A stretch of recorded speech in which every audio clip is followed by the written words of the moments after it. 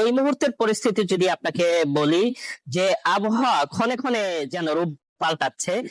কখনো রোদ, আবার সেই আকাশ কিন্তু মেঘের চাদরে ঢাকা পড়ছে, ঝরছে গুড়ি গুড়ি বৃষ্টি।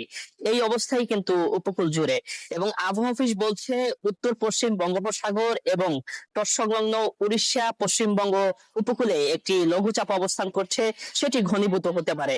ইতিমধ্যে পায়রা সহ 4টি সমুদ্র বন্দরে 3 নম্বর স্থানীয় সতর্ক সংকেত দেখিয়ে যেতে বলা হয়েছে, এবং আজ ভোর 5টা থেকে দুপুর 1টা পর্যন্ত পটুয়াখালী নদী বন্দরকে 1 নম্বর সংকেত দেখিয়ে যেতে বলা হয়েছে।